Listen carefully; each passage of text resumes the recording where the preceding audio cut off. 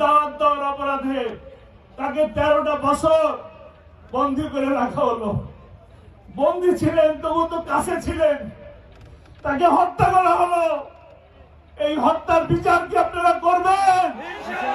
কারা কারা করবেন?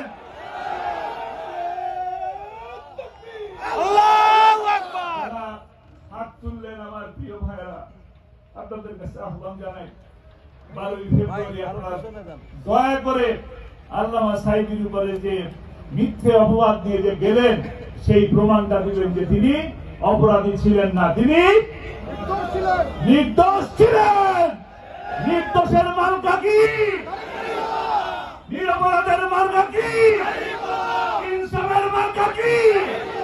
12ই ফেব্রুয়ারি সারাদিন, 12ই ফেব্রুয়ারি সারাদিন ইনকিলাব জিন্দাবাদ, বাংলাদেশ জামাত ইসলামী জিন্দাবাদ, 10 দলীয় জোট জিন্দাবাদ।